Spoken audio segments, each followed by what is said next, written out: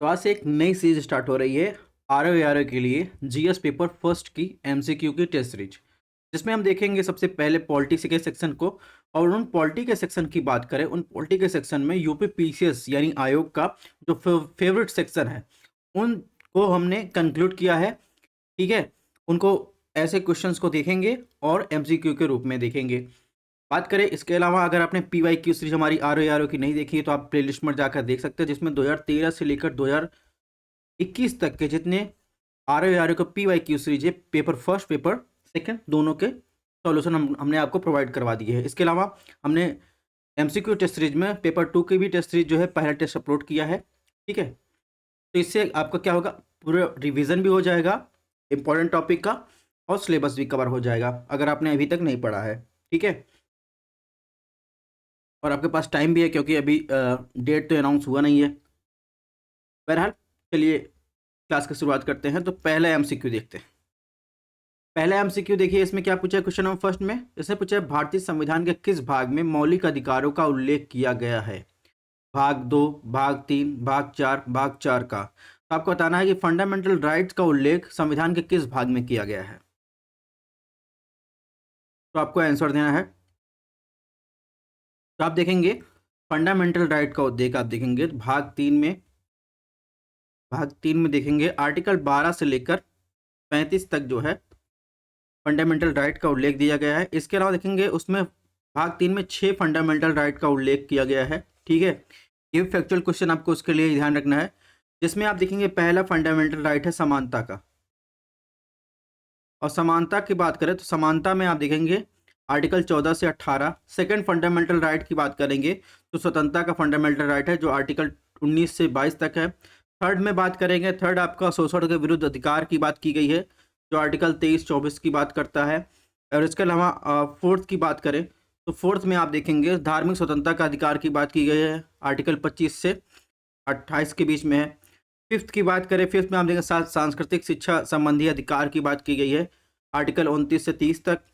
और लास्ट जो है सबसे इम्पोर्टेंट, मोस्ट इम्पोर्टेंट जो है फंडामेंटल राइट की बात है, संवैधानिक उपचारों का अधिकार। ठीक है, आर्टिकल 32।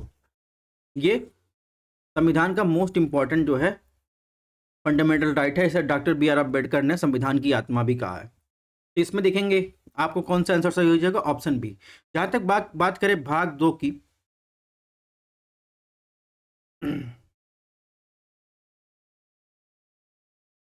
तो भाग 2 जो है सिटीजनशिप से संबंधित है। भाग 4 का संबंध आप देखेंगे तो भारत के राजनीतिक तत्व से संबंधित यानी डीपीएस से संबंधित है।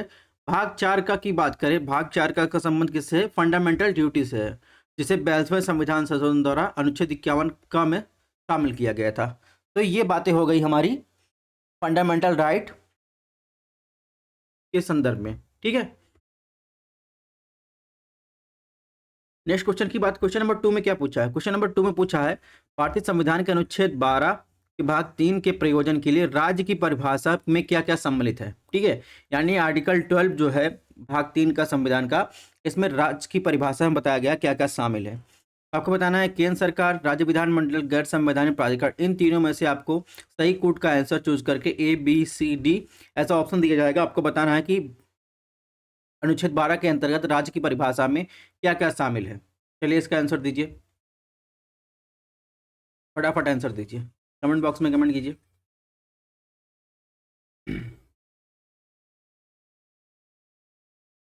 तो आप देखेंगे राज्य की परिभाषा के अंतर्गत यानी राज्य में क्या क्या शामिल है आर्टिकल 12 के अंतर्गत, इसमें देखेंगे केंद्र सरकार, राज्य सरकार। ठीक है, केंद्र सरकार और राज्य सरकार। इसके अलावा भारत की संसद, राज्य की विधानमंडल। ठीक है, उसके अलावा देखेंगे वैधानिक और गैर संवैधानिक प्राधिकार, जैसे आपको LIC की बात करें, ठीक है, ONGC की बात करें, सेल की बात करें, जो गवर्नमेंट के अंतर्गत आता है। ये सब क्या है, अनुच्छेद 12 के अंतर्गत आप देखेंगे राज्य की परिभाषा के अंतर्गत शामिल है। यानी इसमें आप देखेंगे कहने का मतलब ऑप्शन बी जो है सही है। ठीक, नेक्स्ट क्वेश्चन की बात करें, क्वेश्चन नंबर 3 में क्या पूछा है, इसने पूछा है निम्नलिखित में कौन सा अनुच्छेद उच्चतम न्यायालय को न्यायिक समीक्षा यानी जुडिशियल रिव्यू की शक्ति प्रदान करता है। Article 13, article 32, article 51। तो आपको सही कोड का प्रयोग करके A, B, C, D में आपको आंसर बताना है। तो आप बताइए कि भारत के उच्चतम न्यायालय को जुडिशियल रिव्यू की शक्ति प्रदान करता है किस आर्टिकल के अंतर्गत, मतलब कौन कौन से आर्टिकल के अंतर्गत जुडिशियल रिव्यू कर सकता है। तभी आपने आपको बताया आर्टिकल 32 में आप जो है क्या संविधान की आत्मा बाबा साहब अम्बेडकर कहा आपका अगर फंडामेंटल राइट का उल्लंघन हो रहा है तो आर्टिकल 32 के अंतर्गत आप सीधे जो है सुप्रीम कोर्ट जा सकते हैं, ठीक है। जिससे अगर किसी भी कानून के अंतर्गत आपके फंडामेंटल राइट का जो है उल्लंघन हो रहा है उसे जो है असंवैधानिक या घोषित कर सकता है, यानी गैर वैधानिक, ठीक है। इसके अलावा आर्टिकल 13 में भी जो है जुडिशियल रिव्यू का प्रावधान है, यानी मूल अधिकार से असंगत या कोई भी जो है आप देखेंगे आपके अगर मूल अधिकार को कमी कर रहा है वो करने वाली कोई भी विधि हो, ठीक है, वो शून्य होगी, ठीक है, उसे जुडिशियल रिव्यू की जा सकती है। तो 1, 2 इसमें शामिल है। और जहाँ तक आर्टिकल 51 की बात है, इसका संबंध डीपीएसपी से है। जब इसका संबंध डीपीएसपी से है और ये आप देखेंगे ये गैर प्रवर्तनीय, यानी इसे आप लागू नहीं करवा सकते। डीपीएसपी जो है राज्य का नैतिक दायित्व होता है, इसमें जो भी प्रावधान शामिल हैं, ठीक है, आप डीपीएसपी लागू करवाने के लिए किसी भी कोर्ट में नहीं जा सकते हैं। तो इसका संबंध खत्म हो गया आर्टिकल 3 ऑप्शन 3 से। तो इसमें जो है 1 और 2 ऑप्शन ए जो है ये सही हो जाएगा।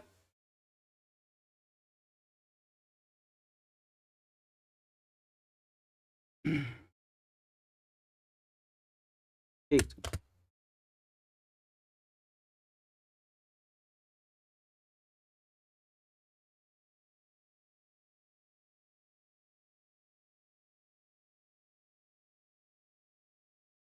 तो इसमें आप देखेंगे 1 सेकंड का टाइम दीजिएगा, इसको थोड़ा सही कर।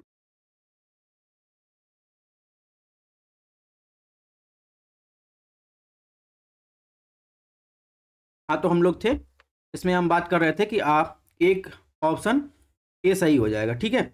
हम बात कर रहे थे आर्टिकल 51 में क्या प्रावधान। आर्टिकल 51 में प्रावधान की बात करें तो 51 में आप देखेंगे ये संबंध है डीपीएसपी के अंतर्राष्ट्रीय शांति और सुरक्षा को बढ़ावा देने से संबंधित है, ठीक है।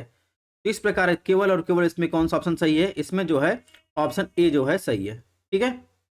नेक्स्ट क्वेश्चन की बात करें, क्वेश्चन नंबर 4 में क्या पूछा है, इसमें पूछा भारतीय संविधान के किस भाग में नीति निषेध तत्वों का वर्णन किया गया है।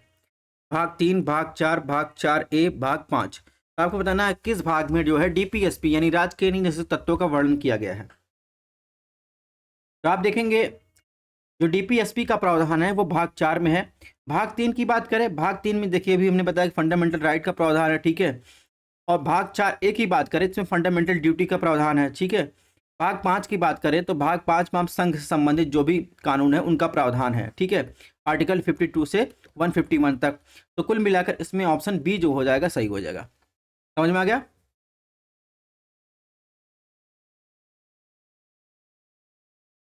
इसके अलावा अगर क्लासेस पसंद आ रहे हो चैनल को सब्सक्राइब भी कर सकते हैं। हमारा 2 चैनल है, study on IAS, study on UPSC. PDF की आपको नीड है अगर किसी भी सब्जेक्ट की, ठीक है, और क्लासेस के इन्फॉर्मेशन तो आप हमारा टेलीग्राम चैनल ज्वाइन कर सकते हैं, व्हाट्सअप पेज भी, दोनों के डिस्क्रिप्शन बॉक्स में लिंक भी दी गई है। डायरेक्ट आप क्यूआर कोड भी स्कैन कर सकते हैं मोबाइल से, ठीक है। और नाम से सर्च करेंगे स्टडी ऑन आईएएस नाम से सर्च करेंगे तो व्हाट्सअप पेज और दोनों टेलीग्राम पेज दोनों मिल जाएगा। बात करें नेक्स्ट क्वेश्चन की बात करते हैं। क्वेश्चन नंबर 5 में क्या पूछा है, इसने पूछा है भारतीय संविधान में राज्य नीति निषेध तत्वों का वर्णन किया गया है, ठीक है। अब तक भाग से पूछा था, अब आर्टिकल पूछ रहा है कहाँ से कहाँ तक जो है राज्य के नीति निषेध तत्वों का वर्णन किया गया है। आपने अगर PYQ नहीं देखा है तो देख लीजिए जरूर, क्योंकि आप देखेंगे तो इस टेस्ट का इंपॉर्टेंट आपको समझ में आएगा। तो भारतीय संविधान के राज्य निषेध तत्वों का वर्णन कहाँ से कहाँ तक किया गया है, 36 से 51 तक, 36 से 51, 37 से 51 तक, 38 से 51, ठीक है, 35, 36। तो इसमें देखिए मिलता जुलता स्वरूप है। तो आपको बताना है कि डीपीएसपी का वर्णन कहाँ से कहाँ तक किया गया है। तो आप देखेंगे डीपीएसपी का वर्णन आर्टिकल 36 से लेकर 51 तक किया गया है। और अभी हमने बताया कि डीपीएसपी को लागू करवाने के लिए जो है ये राज्य का नैतिक कर्तव्य है, ठीक है, इसे लागू करना, ठीक है। जैसे आप पेंशन देना हो गया, छात्रवृत्ति देना हो, लोक कल्याण के लिए जो भी योजनाएं चलाना हो गया, ठीक है। तो ये सब क्या है, राज्य का नैतिक कर्तव्य है। अगर आपको पेंशन नहीं मिल रहा, छात्रवृत्ति नहीं मिल रही, तो आप जो है इसको लागू करवाने के लिए जो है सुप्रीम कोर्ट या हाई कोर्ट नहीं जा सकते, ठीक है। तो इस प्रकार से इसमें ऑप्शन बी जो है सही है। क्वेश्चन नंबर 6 में क्या पूछा है, जैसे पूछा भारतीय संविधान में वर्णित राज्य के नीति तत्व के संदर्भ में निम्नलिखित कथनों पर विचार कीजिए। ऑप्शन 1, ये तत्व देश के शासन में मूलभूत है। ऑप्शन 2, इस भाग में अंतर्विष्ट उपबंध न्यायालय द्वारा परिवर्तनीय है। कौन सा कथन सही है? चलिए इसका आंसर दीजिए, ए बी सी डी में बताइए कौन सा कथन इसमें सही है डीपीएसपी के संबंध में। इसमें देखिए डीपीएसपी के अकॉर्डिंग देखेंगे तो देश का शासन चलाने के लिए या राज्य का शासन चलाने के लिए जो है ये मूलभूत तत्व है, ये बात सही है। लेकिन अभी हमने बताया कि इसे न्यायालय द्वारा जो है लागू नहीं करवाया जा सकता, तो इसमें जो है ऑप्शन 2 जो है गलत हो जाएगा, यानी केवल और केवल ऑप्शन 1 सही है, यानी ऑप्शन ए। ठीक है, क्वेश्चन नंबर 7 में क्या पूछा है, इसने पूछा है भारतीय संविधान का कौन सा अनुच्छेद समान न्याय और निःशुल्क विधिक सहायता का उपबंध करता है। ये क्वेश्चन आया है आर्टिकल 38, आर्टिकल 39, आर्टिकल 40, आर्टिकल 43 ख या फिर एक बी। चलिए बताइए किस कौन सा जो है आर्टिकल जो है समान न्याय और निःशुल्क विधि सहायता का प्रावधान करता है, और ये भी डीपीएसपी संबंधित है, यानी राज्य के निर्देशक तत्वों से संबंधित है। तो आप देखेंगे 42वें संविधान संशोधन द्वारा जो है कुछ आर्टिकल जोड़े गए थे। ठीक है, ये आपको ध्यान रखना है, 42वें संविधान संशोधन द्वारा डीपीएसपी में आप देखेंगे 39A, जिसे 39 का कहते हैं, इसके अलावा 43A, इसके अलावा देखेंगे 48A। ठीक है, 48A का संबंध पर्यावरण के संरक्षण और वन्य जीव की रक्षा करने से है। ठीक है, और 43A का जहाँ तक बात है तो इंडस्ट्री में मैनेजमेंट से संबंधित है। और इसके अलावा 39 की बात करें, 39A का संबंध आप देखेंगे तो इसका संबंध जो है आप देखेंगे तो समान न्याय और निःशुल्क विधिक सहायता को प्रावधान से संबंधित है। इसमें जो है ऑप्शन बी सही हो जाएगा। ठीक, तो ये चीज़ आपको पता चल गई। कुछ और फैक्चुअल इन्फॉर्मेशन की इसी के साथ साथ बात कर लेते हैं। जैसे आर्टिकल 38 की बात किया है तो आर्टिकल 38 में दो है, आर्टिकल एक है आर्टिकल 38(1), एक है आर्टिकल 38(2). तो आर्टिकल 38(1) में आप देखेंगे तो इसमें डीपीएसपी में लिखा गया है कि लोक कल्याण के लिए राज्य जो है सामाजिक व्यवस्था बनाए रखने के लिए ताकि सामाजिक आर्थिक राजनीतिक न्याय सुनिश्चित हो उसके लिए प्रयास करेगा। 38(2) में क्या कहा गया है, इसमें देखेंगे तो राज्य जो है आय सुविधा और अवसर की समानता की संबंधित उपाय करेगा। तो इसमें देखिए 38 की बात हो गई। आर्टिकल 40 में क्या कहा, आर्टिकल 40 में जो है आप देखेंगे ग्राम पंचायतों से संबंधित है। ठीक है, आर्टिकल 43B की बात करें या आर्टिकल 43 ख की बात करें तो इसमें क्या समझ सहकारी समिति के मैनेजमेंट संबंधित है। तो जो मैं आर्टिकल का एक्सप्लेनेशन बता रहा हूँ उसको ध्यान से सुनिए, और इसी से क्वेश्चन आए हैं। ठीक है, क्वेश्चन का क्योंकि आप देखेंगे डीपीएसपी में आर्टिकल कभी चेंज नहीं हो रहे हैं। ठीक है, क्वेश्चन उसी से पूछे जा रहे हैं, तो अभी एक्सप्लेनेशन जो बता रहे हैं उसको ध्यान से सुनिए। ठीक है, एक फैक्चुअल इन्फॉर्मेशन और ध्यान रखिएगा, जैसे अभी न्यूज में है कॉमन सिविल कोड, तो भारतीय संविधान के आर्टिकल 44 में जो है कॉमन सिविल कोड की बात की गई है। ये चीजें आपको ध्यान रखनी है। ठीक है, क्वेश्चन नंबर 8 में क्या पूछा है, क्वेश्चन नंबर 8 पूछा है यदि कोई व्यक्ति संसद का सदस्य नहीं है और वह प्रधानमंत्री नियुक्त किया जाता है तो न्यूनतम कितना समय संसद की सदस्यता लेनी होगी, यानी कितने समय में आप बताना है कि अगर कोई जो व्यक्ति जो है प्रधानमंत्री को नियुक्त किया जाता है तो उसे कितने समय में जो है संसद का सदस्य बनना अनिवार्य है। 2 महीने, 3 महीने, 6 महीने, 12 महीने, तो आपको बताना है कितने महीने में संसद का सदस्य बनना अनिवार्य है। तो आप देखेंगे इसे जो है 6 महीने के अंदर जो है उस व्यक्ति को किसी भी सदन का सदस्य बनना अनिवार्य है, यानी वो राज्यसभा या लोकसभा का सदस्य बनना अनिवार्य है 6 महीने के अंतर्गत।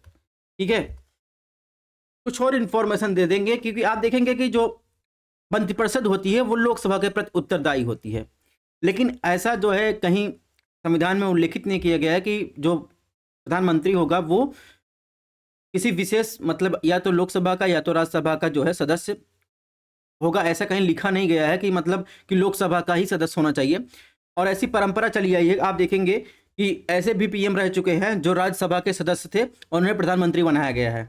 ठीक है, जैसे इंदिरा गांधी की बात करें, इंदिरा गांधी 1966 में जो है राज्यसभा के सदस्य थे, उनको पीएम बनाया गया। ठीक है, 1996 में देखेंगे तो एच डी देवगौड़ा थे, वो भी राज्यसभा के सदस्य थे, उनको पीएम बनाया गया। और 2004 से लेकर देखेंगे, 2004 से लेकर 2009 तक प्रधानमंत्री मनमोहन सिंह थे, उनको भी जो है राज्यसभा के सदस्य थे, तब भी उनको पीएम बनाया गया। कहने का मतलब ऐसा कहीं संविधान में लिखा नहीं गया कि अगर कोई लोकसभा का सदस्य ही बनना अनिवार्य है 6 महीने के अंतर्गत तो ही वो पीएम रह सकता है, या लोकसभा के निर्वाचन क्षेत्र में अगर वो नहीं भी हुआ है तो भी जो है राज्यसभा या लोकसभा किसी सदस्य होकर वो प्रधानमंत्री को कार्यकाल को कंटिन्यू कर सकता है। कुछ और फैक्चुअल इंफॉर्मेशन की बात कर ले तो आप देखेंगे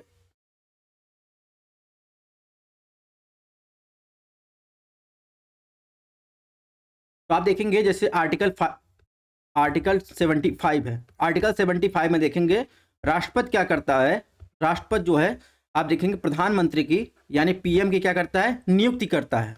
ठीक है, यहाँ देखिए निर्वाचन संबंधित नियुक्त करता है। यानी नियुक्त करने का मतलब क्या होता है, जब राष्ट्रपति जो है प्रधानमंत्री की नियुक्त करता है, इसका मतलब ये होता है कि राष्ट्रपति के साथ साथ जो है सभी मंत्री जो है राष्ट्रपति के प्रसाद पर्यंत पर काम कर रहे हैं। ठीक है, और पीएम की सहायता से जो है आप देखेंगे राष्ट्रपति के द्वारा जो है सारे मंत्रियों की नियुक्ति भी की जाती है। ठीक है, और सारी मंत्रिपरिषद जो होती है, जो मंत्रिपरिषद होती है वो लोकसभा के प्रति उत्तरदायी होती है। ठीक है, तो ये चीज़ें आपको ध्यान में रखना है। तो कुछ बातें हमको पता चली। ठीक है, नेक्स्ट क्वेश्चन की बात करें, क्वेश्चन नंबर 9 की बात कर लेते हैं। क्वेश्चन नंबर 9 में क्या पूछा है, इसमें पूछा भारत का प्रधानमंत्री अपना त्यागपत्र देता है किसे, राष्ट्रपति को, मुख्य न्यायाधीश को, उपराष्ट्रपति को, लोकसभा अध्यक्ष को। तो ध्यान रखिएगा, प्रधानमंत्री अगर राष्ट्रपति द्वारा नियुक्त किया जाता है तो आप देखेंगे जो अपना त्यागपत्र भी देगा वो किसे देगा, ये चीजें आपको ध्यान रखनी, वो सॉरी वो राष्ट्रपति को देता है त्यागपत्र। ठीक है, तो इसमें जो है कौन सा ऑप्शन सही हो जाएगा, ऑप्शन ए। ठीक है,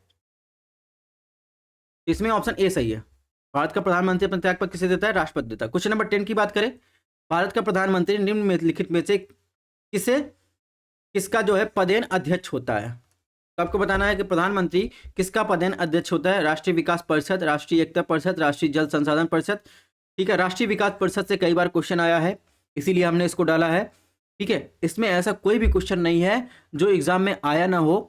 ठीक है, यूपी पीसीएस आयोग द्वारा पूछा नहीं गया हो, डायरेक्टली पूछा गया है, तो इसीलिए कह रहे हैं ध्यान रखिएगा। तो आपको बताना है कि प्रधानमंत्री किसका पदेन अध्यक्ष होता है इन तीनों में से, राष्ट्रीय विकास परिषद, राष्ट्रीय एकता परिषद, राष्ट्रीय जल संसाधन परिषद। ए बी सी डी में आपको बताना है, चलिए बताइए। तो आप देखेंगे इसके अलावा भी जो है इन तीनों का तो अध्यक्ष होता ही है, इसके अलावा भी आप देखेंगे प्रधानमंत्री जो है नीति आयोग का जो है आप देखेंगे अध्यक्ष होता है। ठीक है, तो इसमें जो है आप देखेंगे ऑप्शन बी जो हो जाएगा वो सही हो जाएगा। क्लियर हो गया। नेक्स्ट क्वेश्चन की बात, क्वेश्चन नंबर 11 में क्या पूछा है, इसमें कथन दिया गया है, कार्ड दिया गया है, आपको बताना है ए बी सी डी में कौन सा जो है सही है। तो इसमें कथन दिया गया है आपातकाल के समय भारत के प्रधानमंत्री का अधिकार और अधिक बढ़ाया जा सकता है, यानी बढ़ जाता है।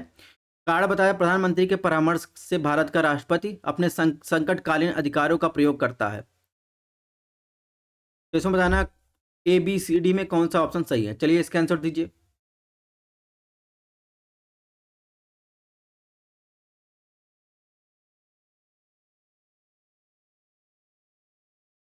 इसमें देखेंगे जो कथन दिया गया है वो भी सही है, कार्ड दो वो भी सही है, तो इसमें जो है ऑप्शन बी जो है वो सही है। ठीक है, क्योंकि भारत के प्रधानमंत्री के परामर्श से ही जो है जब राष्ट्र में आपातकाल लगता है उसके जो है वो राष्ट्रीय आपातकाल घोषणा करता है, और अगर प्रधानमंत्री का जो है कार्यकाल जो है खत्म हो रहा है तो और अधिक बढ़ाया भी जा सकता है।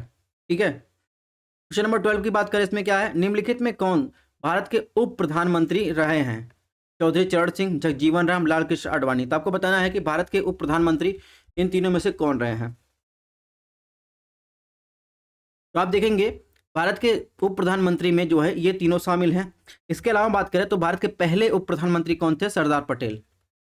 ठीक है, सरदार जी के बाद आप देखेंगे सेकंड डिप्टी पीएम की बात करें तो मोरारजी देसाई, जगजीवन राम, चौधरी चरण सिंह, यशवंतराव चौहान, चौधरी देवी लाल, लाल कृष्ण आडवाणी। ये क्रोनोलॉजी है। लाल कृष्ण आडवाणी के बाद कोई डिप्टी पीएम अभी तक नहीं बना है। ठीक है, नेक्स्ट क्वेश्चन की बात करें। नेक्स्ट क्वेश्चन में क्या पूछा है, निम्नलिखित में कौन एकमात्र व्यक्ति है जो भारत के कार्यवाहक प्रधानमंत्री पद पर 2 बार नियुक्त किए हुए थे। ये भी क्वेश्चन जो है बहुत बार पूछा गया है कि ऐसे व्यक्ति का नाम बताइए, ऐसे प्रधानमंत्री का नाम बताइए जो अपने पद पर 2 बार नियुक्त हुए हों। मोरारजी देसाई, चौधरी देवीलाल, गुलजारी लाल नंदा, लाल कृष्ण आडवाणी।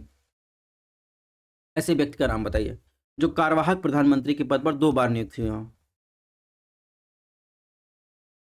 तो आप देखेंगे भारत की जो संवैधानिक परंपरा है उसमें ये प्रावधान किया गया है कि किसी पीएम को अगर उसके कार्यकाल के दौरान उसकी मृत्यु हो जाती है और जब तक नया पीएम तत्काल न नियुक्त किया गया हो या संभव ना हो, तब तक जो कार्यवाहक अथवा अंतरिम पीएम की नियुक्त की जा सकती है, जिसमें सौभाग्य प्राप्त हुआ भारत रत्न सम्मानित गुलजारी लाल नंदा मात्र एक ऐसे व्यक्ति हैं जिनको 2 बार जो है कार्यवाहक प्रधानमंत्री की नियुक्त का सौभाग्य प्राप्त हुआ है। इसमें जो है ऑप्शन सी सही है। ठीक है, क्वेश्चन नंबर 14 में देखेंगे, भारत के केंद्रीय मंत्रिपरिषद का सामूहिक उत्तरदायित्व होता है केवल लोकसभा के प्रति, केवल राज्यसभा के प्रति, केवल संसद के प्रति, प्रधानमंत्री के प्रति।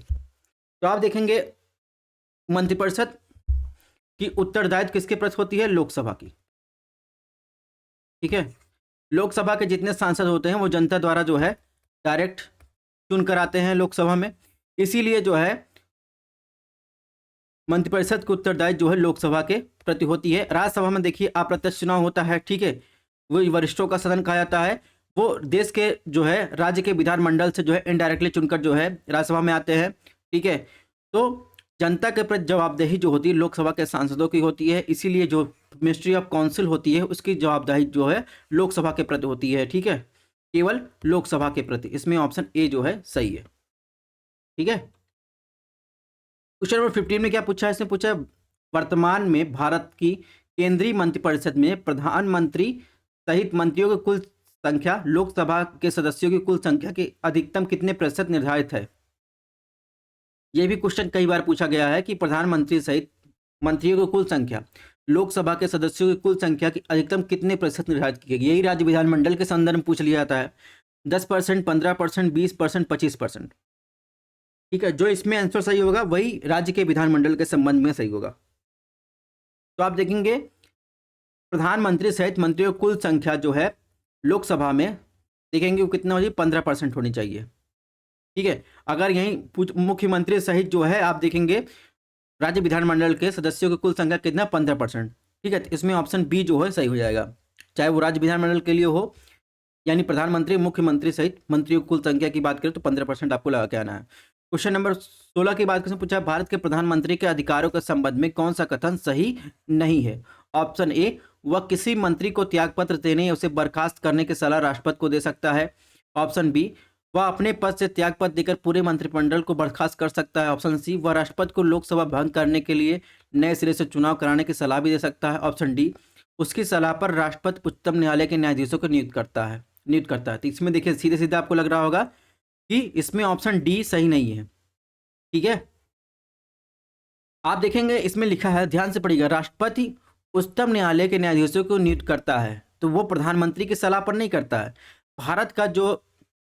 भारत के जो सीजीआई होते हैं उनकी सलाह पर राष्ट्रपति जो है जो उच्चतम न्यायालय के न्यायाधीशों की नियुक्त करता है। ठीक है, और सीजीआई के जो चुनाव होता है वो कोलोजियम व्यवस्था के अंतर्गत देखेंगे, ये जो है उच्चतम न्यायालय का न्यायाधिकार क्षेत्र है। ठीक है, इसमें किसी का हस्तक्षेप नहीं होता। इसमें जो है ऑप्शन डी जो है सही है, यानी ये जो प्रधानमंत्री के कार्य क्षेत्र के अंतर्गत नहीं आता है, बाकी तीनों जो है प्रधानमंत्री कार्य क्षेत्र के अंतर्गत आता है। तो बेसिक चीजें हैं, इसको आपको ध्यान रखनी है, कहीं आप जो है मिला के मत चले आइएगा। नेक्स्ट क्वेश्चन की बात करें, इसमें भारत के प्रधानमंत्री के संदर्भ में निम्नलिखित कथनों पर विचार कीजिए। ऑप्शन ए, वह तीनों सेनाओं का राजनीतिक प्रमुख होता है। ऑप्शन 2, आपातकाल के दौरान वह राजनीतिक स्तर पर आपदा प्रबंधन का प्रमुख होता है। सही आपको बताना है, सही कथन बताना है, ए बी सी डी में को सही बताना है। तो चलिए बताइए इसका आंसर।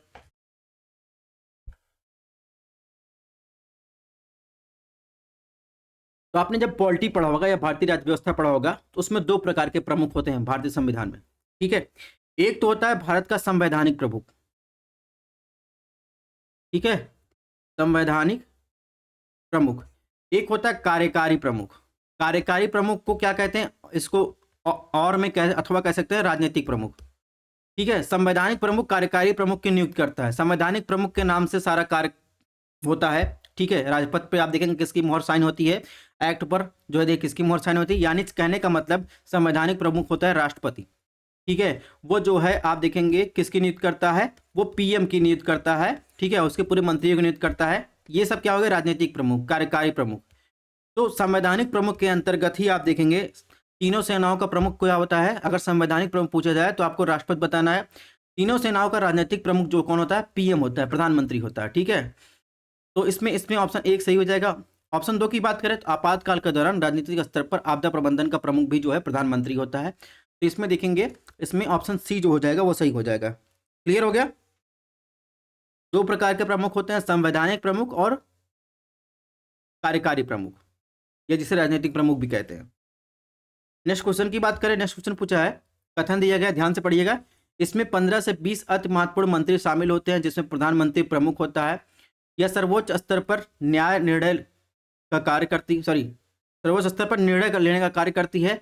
इस अनौपचारिक संस्था प्रधानमंत्री और अपने प्रभावी सहयोगी के साथ प्रत्येक समस्याओं पर विचार करती है। ऑप्शन ए में मंत्रिमंडल, बी किचन कैबिनेट, सी मंत्रिपरिषद, डी कंगारू कैबिनेट।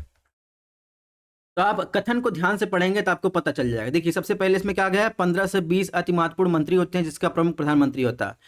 सर्वोच्च स्तर पर निर्णय लेने का कार्य करती है। यह क्या है, अनौपचारिक संस्था जो है प्रधानमंत्री और अपने प्रभावी सहयोगियों के साथ समस्याओं पर विचार विमर्श करती है। तो मंत्रिमंडल और मंत्रिपरिषद ये क्या है, औपचारिक संस्था है। ठीक है, कंगारू कैबिनेट जैसी कुछ होती नहीं है। किचन कैबिनेट भी आप देखेंगे भारतीय संविधान में कहीं लिखा नहीं गया है। तो किचन कैबिनेट में जो है आप देखेंगे प्रधानमंत्री के 15 से 20 जो है अति महत्वपूर्ण जो है मंत्री शामिल होते हैं, उनके विश्वास पात्र शामिल होते हैं। तो किचन कैबिनेट एक ऐसी अनौपचारिक संस्था है जिसके अंतर्गत ये सब जो है सर्वोच्चतम स्तर पर निर्णय लेने का कार्य करती है। तो इसमें जो है ऑप्शन बी जो हो जाएगा, इसका आंसर सही है। ठीक है, तो इसका आंसर आप देखेंगे कौन सही है, इसमें जो है सिर्फ और सिर्फ ऑप्शन बी सही है। किचन कैबिनेट के बारे में ये बात कर रहा है, तो किचन कैबिनेट के संबंध में हो जाएगा। जहाँ तक मिनिस्ट्री ऑफ काउंसिल की बात है, यानी मंत्रिपरिषद की बात करें, तो इसका संबंध आर्टिकल 74 के अंतर्गत एक जो है वैधानिक प्रावधान है। ठीक है, लेकिन किचन कैबिनेट का उल्लेख कहीं पर नहीं किया गया है। नेक्स्ट क्वेश्चन की बात, क्वेश्चन नंबर 19 में क्या पूछा है। इसने पूछा, निम्नलिखित में क्या वाक एवं अभिव्यक्ति की स्वतंत्रता पर प्रतिबंध का आधार नहीं है। ऑप्शन एक न्यायालय की अवमानना, ऑप्शन बी विदेशी राज्यों से मित्रवत संबंध, ऑप्शन सी नैतिकता की स्थापना, ऑप्शन डी उपरोक्त में से कोई नहीं। आपको बताना है कि कौन से आधार पर वाक एवं अभिव्यक्ति के उसका बेस नहीं है कि आप जो है किसी की बोलने की जो स्वतंत्रता है उस पर प्रतिबंध लगा सके। तो आप देखेंगे तीनों आधार पर जो है आप देखेंगे वाक एवं अभिव्यक्ति की स्वतंत्रता पर जो है प्रतिबंध लगा सकते हैं। इसमें जो है केवल एक ऑप्शन डी सही हो जाएगा। कहने का मतलब, जो अगर आपकी बोलने की आज़ादी पर प्रतिबंध कब लगाया जाएगा, यदि न्यायालय का अवमानना का मामला होगा, विदेशी राज्यों से मित्रवत संबंध का मामला होगा, नैतिकता स्थापित करने का मामला होगा, तब आपके वाक पर प्रतिबंध लगाया जा सकता है। इसके अलावा आप देखेंगे कि राज्य की सुरक्षा का मामला हो, ठीक है, राष्ट्र की एकता अखंडता अगर जो है खंडित हो रही हो, तो आपके जो है वाक अभिव्यक्ति की स्वतंत्रता पर प्रतिबंध लगाया जा सकता है, जिसमें ऑप्शन डी सही। क्वेश्चन नंबर 20 में क्या पूछा है, भारतीय संविधान के अनुच्छेद 358 के अनुसार अनुच्छेद 19 स्वतः निलंबित हो जाता है यदि आपातकाल का आधार क्या है। ये क्वेश्चन मोस्ट इंपॉर्टेंट है, बहुत ज़्यादा पूछा गया है। बाह्य आक्रमण, वित्तीय अस्थिरता, ऑप्शन 3 राज्य में संवैधानिक तंत्र की विफलता। तो आपको बताना है वो कौन सा बेस है जो आर्टिकल 358 के अंतर्गत आर्टिकल 29 को स्वतः निलंबित करता है। तो आप देखेंगे आर्टिकल 352 के अंतर्गत आपातकाल का प्रावधान है। ठीक है, आर्टिकल 358 के अंतर्गत देखेंगे आर्टिकल जो है 19 जो है निलंबन का प्रावधान है। इसे जो है 44वें संविधान संशोधन द्वारा जो है जोड़ा गया था। 1978 में यह प्रावधान किया गया था कि आपातकाल में, जब आपातकाल जो बेस होगा वो क्या होगा, वो युद्ध या बाह्य आक्रमण होगा। अगर इस आधार पर जो है आपातकाल लगाया जाता है तो ही जो है आर्टिकल 19 स्वतः निलंबित हो जाएगा। इसके अलावा किसी आधार पर आपातकाल लगाया जाता है तो आर्टिकल 19 जो है निलंबित नहीं होगा। तो इसमें क्या सही होगा, इसमें ऑप्शन ए सही होगा, बाह्य आक्रमण के आधार पर अगर 358 के अंतर्गत अपालका लगाया जाता है तो आपका आर्टिकल 19, ठीक है, वो निलंबित हो जाएगा।